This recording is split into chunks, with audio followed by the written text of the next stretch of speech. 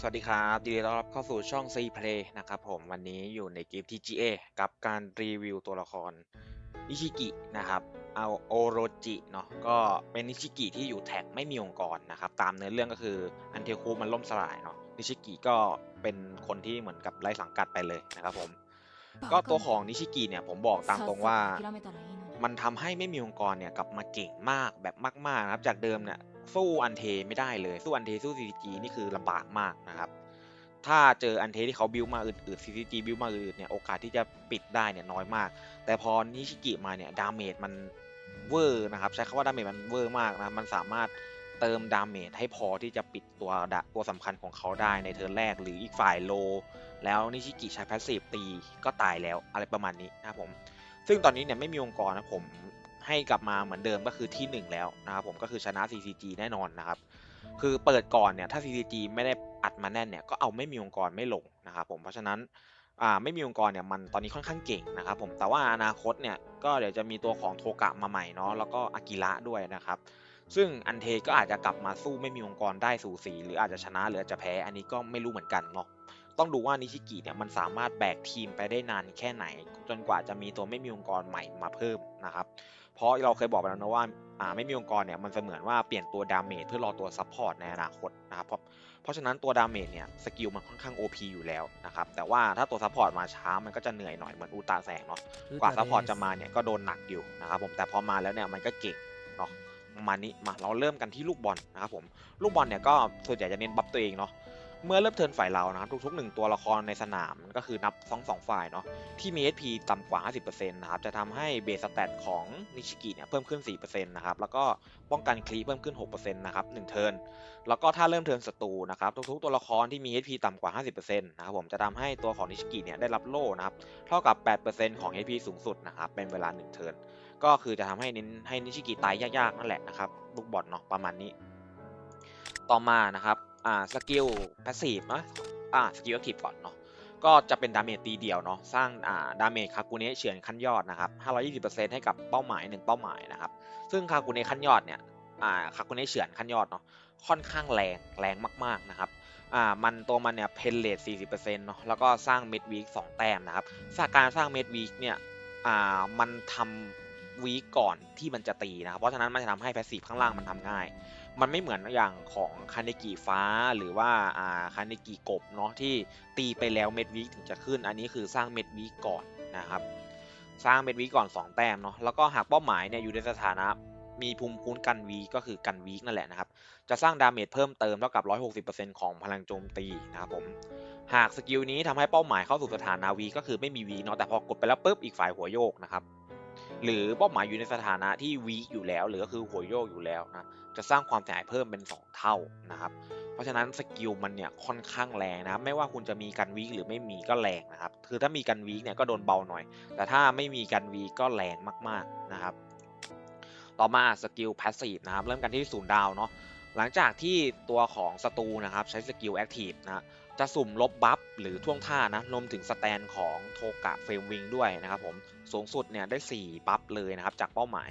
ทุกครั้งที่ลบเอฟเฟกต์บัฟนะหรือท่วงท่า1อย่างนะครับตัวของนิชิกิเนี่ยจะได้รับกระตุ้นคากุเนะ1ครั้งนะครับเมื่อครบ4ครั้งเนาะหรือก็คือลบได้4บัฟนั่นแหละ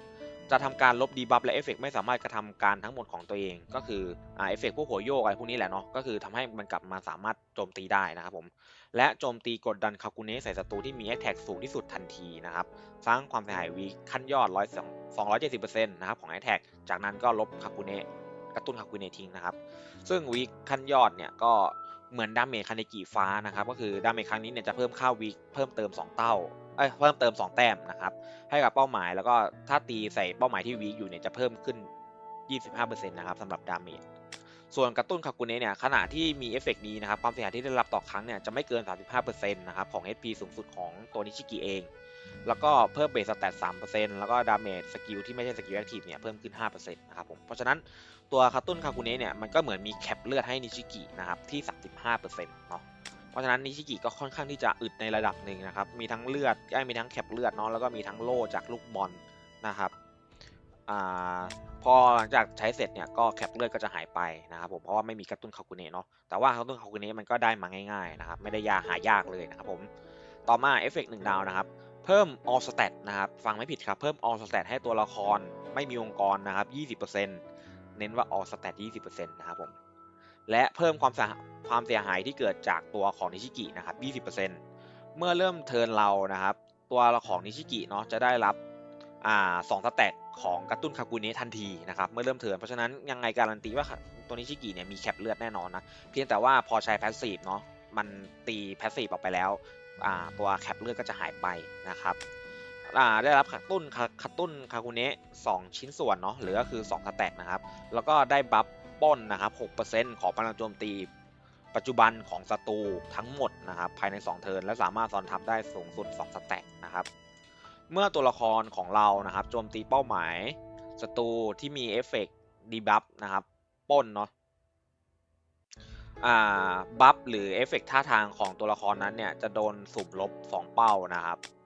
2บัฟเนาะแล้วก็แต่ละครั้งที่มีการลบบัฟหรือเอฟเฟกต์เนี่ย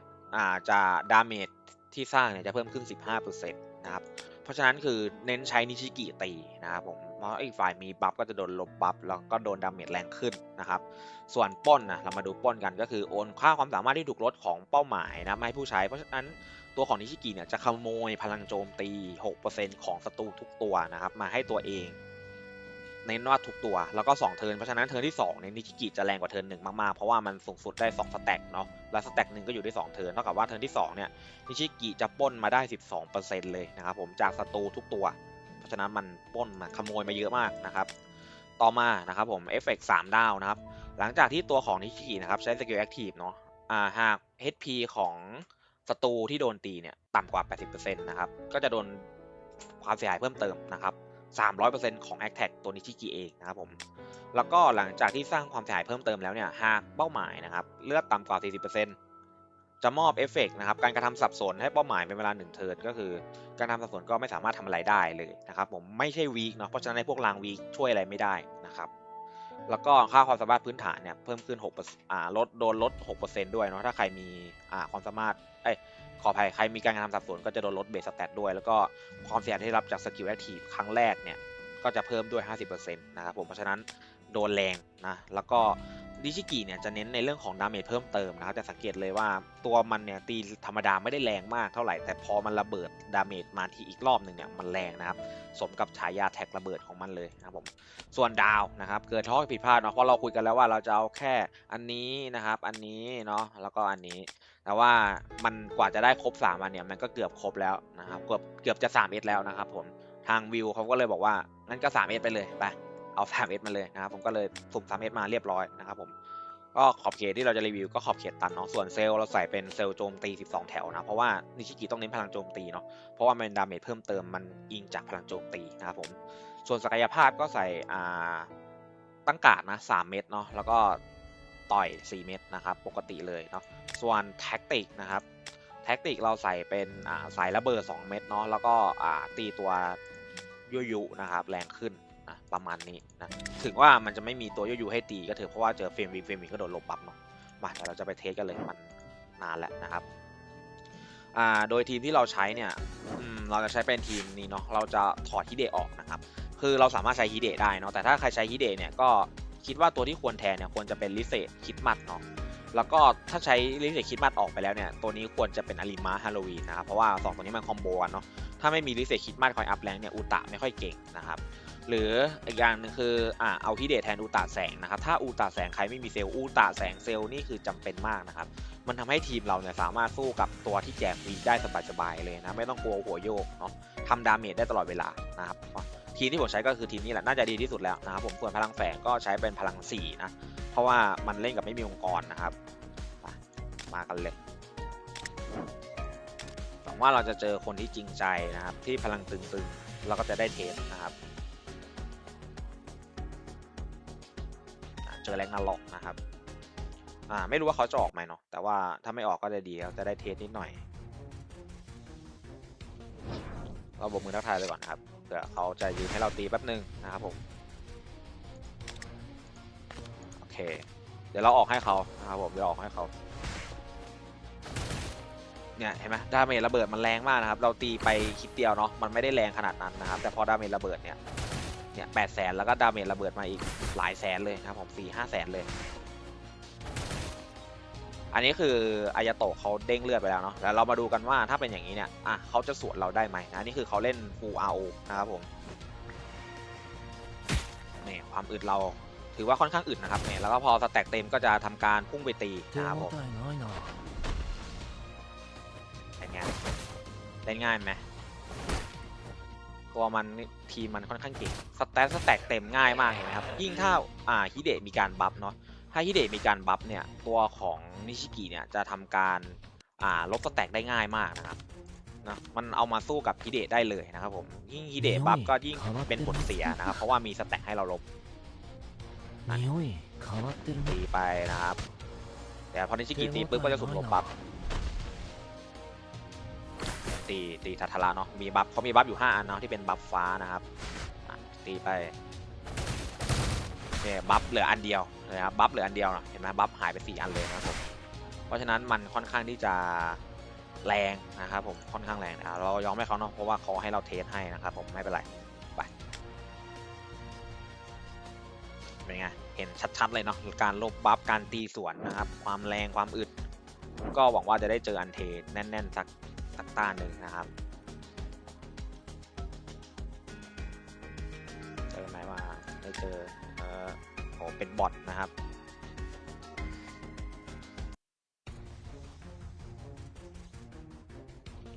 เดี๋ยวเราโอ้โหบอทโทกะ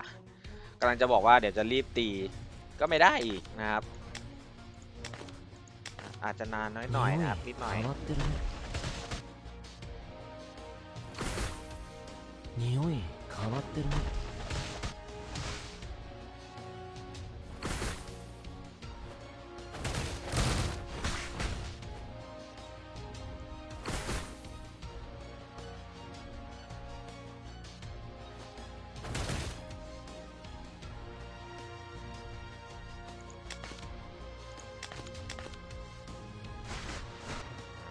ไม่อยากยอมแพ้เลยนะฮะเราต้องเอาแต้มมาแจกลูกน้องในกิลเนาะแจกเพื่อนในกิลนะครับเพราะว่าเวลาเราเจอใครที่เขาแรงยังไม่แดงเนาะเราก็จะยอมแพ้ให้นะครับใครที่อยู่กิลเรา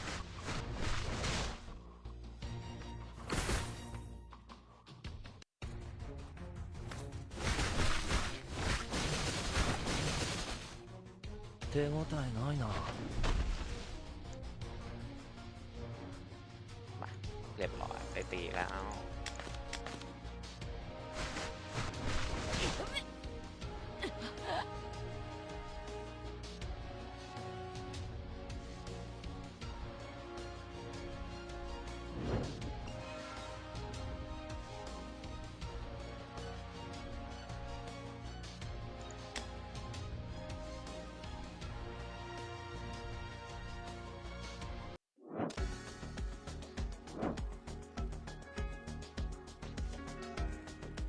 เจอแร็กนาร็อกนะครับแรงแดงหรือยังเอ่ยเจอ CCG เนาะแต่ว่าไม่รู้เขาสู้ไหมครับเราโบกมือเขาก่อนนะเผื่อเขาสู้นะครับเขาออกครับตามนั้นเลยแต่ว่าก็การันตีครับว่ามันสู้ได้แน่นอนนะมันสู้ได้แบบไม่มีปัญหาเลยนะครับสำหรับการที่เราเจอ CCG เนาะ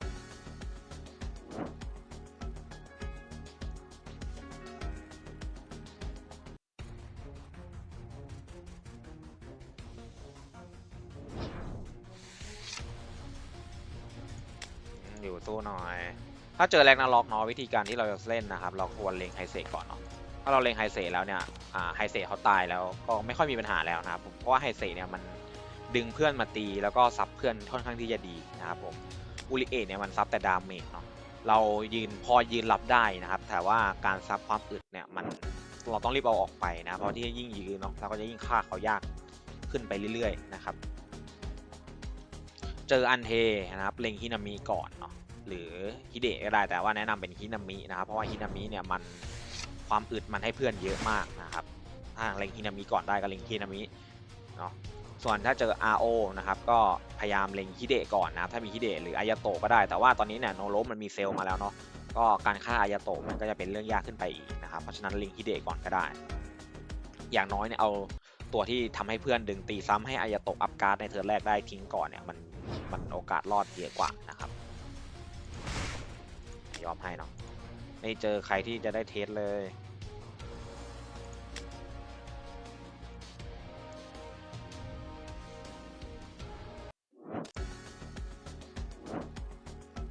ถ้าอีกตาหนึ่งไม่เจอเดี๋ยวขออนุญาตตัดไปเจอโอเค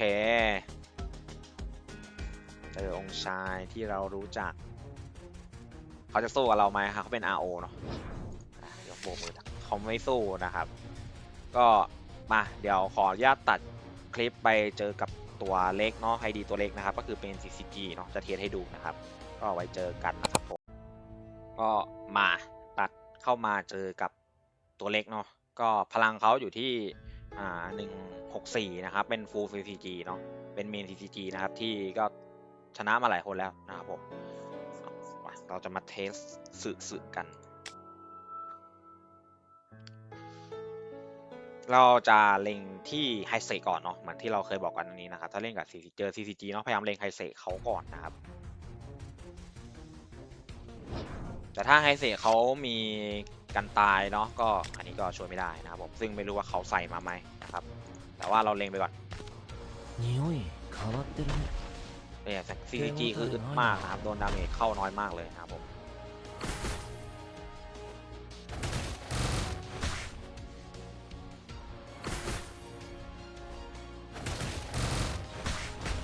เรียบร้อยเขาเล่นเป็นมาโดะเนาะอ๋อเขาเล่นเป็นมาโดะนะครับทีมก็เลยค่อนข้างที่จะอึดนะครับอ่า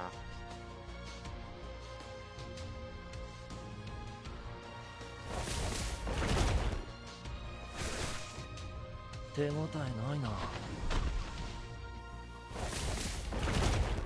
อูตาเราโดนเราไม่เป็นไรนะเพราะอูตาเนี่ยมันมีกันตายอยู่แล้ว手นะครับผม 応えないなยืนรับดาเมจได้นะครับอูตากันตายเด้ง 手 ครับ 応えないなพอกันตายเด้งเนี่ยมันก็จะตีสวนแล้วก็ฮิวด้วยเนาะถ้ามีเซลล์นะครับการเราไม่สวยเลย ต่อไปนี้เราก็จะเล็งอาริมะนะครับนี่ก่อนรวมการ์ดนะครับอูตาไปแล้วก็โอ้ไม่สวยเลยใช้รีเซ็ตไปนะครับ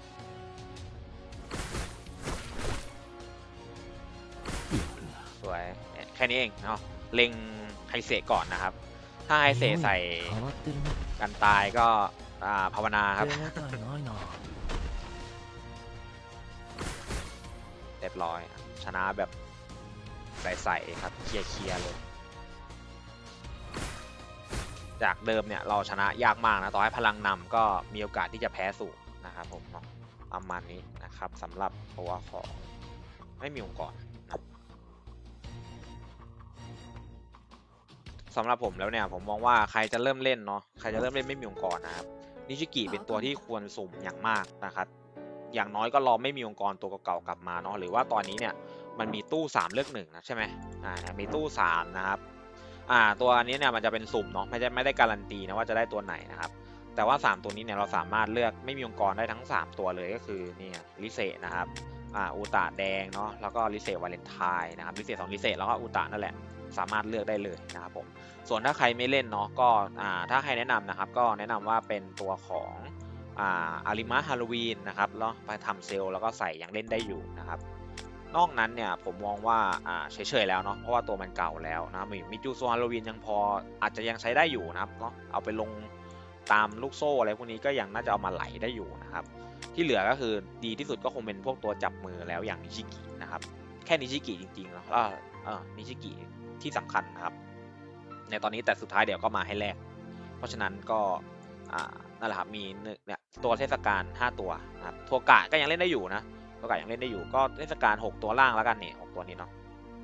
ก็ที่น่าสนใจนะครับนอกนั้นเนี่ยผมมองว่ามันเก่าแล้วเฉยๆมากๆนะครับประมาณนี้ก็สำหรับใครที่อยากสุ่มนิชิกินะครับแนะนำว่าปลด3สกิลเนาะจะเก่งขึ้นแบบที่สุดเลยก็คือฝั่งนี้นะครับก็คือได้รับภูมิคุ้มกันเอฟเฟกต์หยุดชะงักแล้วก็เอฟเฟกต์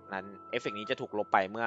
ถูกทำให้ติดสถานะวีคนะครับแต่ถ้าตัวของนิชิกิไม่ติดวีคเนี่ยมันก็ไม่ติดหลุมดำเลยนะครับผมเนาะเพราะฉะนั้นเอามาเล่นกับอูตะได้นะ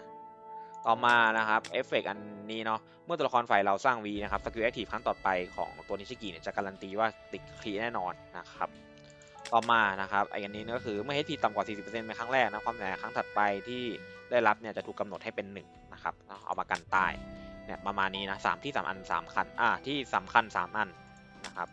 ประมาณนี้เนาะก็ขอให้โชคดีกับการสุ่มแล้วก็การเล่นไม่มีองค์กรครับตัวของมันค่อนข้างเก่งนะครับผมไปเจอกันคลิปหน้าครับผมคลิปนี้ลาไปก่อนครับสวัสดีครับ